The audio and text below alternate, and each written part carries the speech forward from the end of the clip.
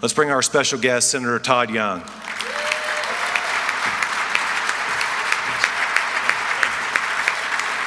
Thank you. Thank you. Thanks so much.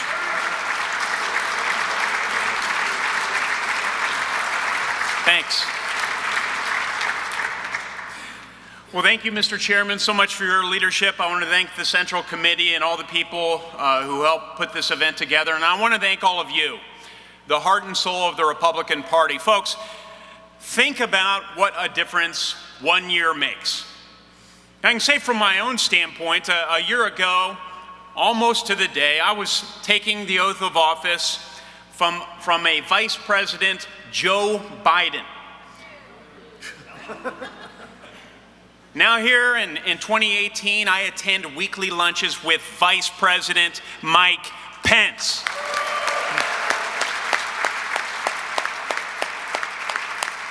It's morning in America. So a lot of change has happened in a year, and if I'm going to sum up what's occurred over the last couple of years, I'd say 2016 was a year of promises made. 2017 was a year of promises kept. Yeah.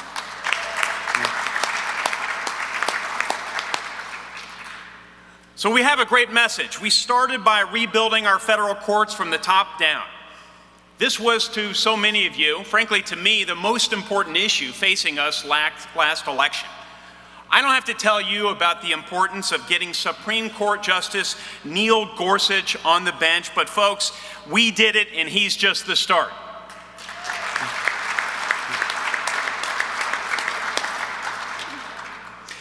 If you don't know the name of Amy Coney Barrett, you'll soon learn it. Amy Barrett lives in St. Joe County.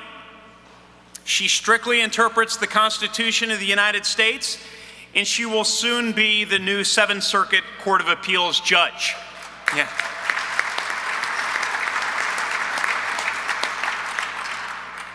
And spoiler alert, she's already being shortlisted as a future Supreme Court nominee. So very proud to have been able to help advance the vote on Amy Barrett. You remember her, perhaps. She was the one attacked by Democrats in Washington on the Judiciary Committee during her confirmation hearing. Her crime? Being Catholic. Judge Barrett is one of 23 faithful constitutionalist judges and justices we've confirmed in just the last 12 months. Let me say that again. 23 constitutionalist judges and justices in 12 months.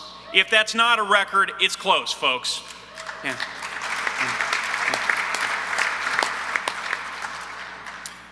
So how else was 2017 a year of action, of promises kept? In 2017, the Federal Register was cut by 1/3. We tore up 34,000 pages of wasteful regulations.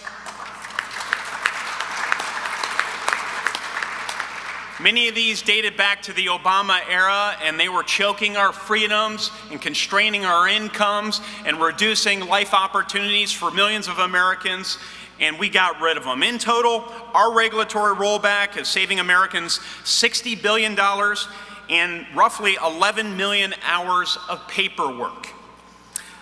Finally, we passed the first true tax reform in over 30 years. Our bill provides tax relief for Hoosiers and all Americans at all income levels, gives a much-needed cut to Hoosier businesses, and sets us up to thrive in a global economy. Now, folks, you've already been hearing some of the positive output of this tax reform package. We've already seen businesses announce raises, bonuses, and benefit increases for more than 1 million Americans. And then you may have seen the latest news. Walmart, the largest private sector employer in the country, just announced it's increasing its entry-level wages and giving bonuses to another 1 million workers, once again on account of this tax package. So as a result of tax reform and regulatory reform, we're seeing what you and I have known for a long time.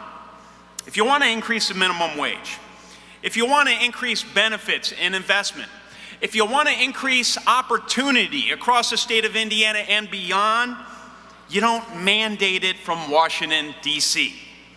Yeah.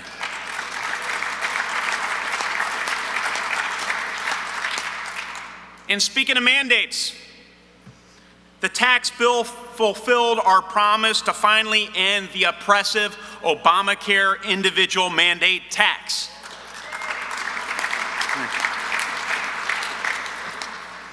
Now, I would note for your neighbors that in the state of Indiana, over 80% of that tax is paid by folks who make $50,000 or less a year. They are taxed, or they were under the mandate, for not buying health insurance they don't want or can't afford. That makes absolutely no sense.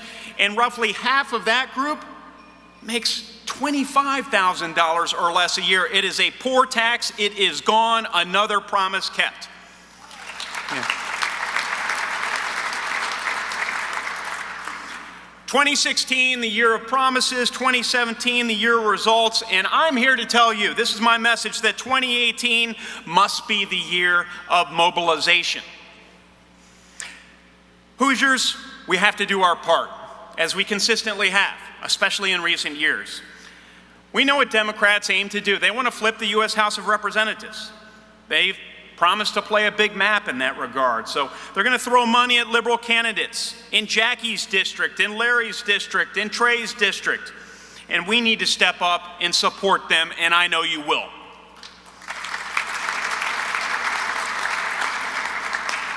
We, of course, need to support Susan and Jim as well, and we need to rally behind the candidates that you choose in other districts. Now, we've known they want to flip the House. That's been well publicized, but we're now starting to hear that Democrats are getting a little cocky.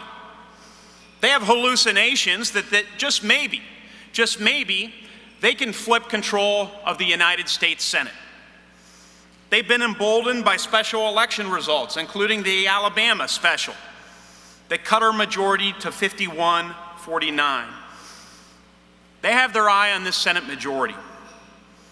But with the people in this room coming together, if you stand up, if you speak out, if you stay involved, if you work the phones, if you knock on doors, if you mobilize your neighbors, if you make the arguments that we have fulfilled our promises, folks, we cannot lose.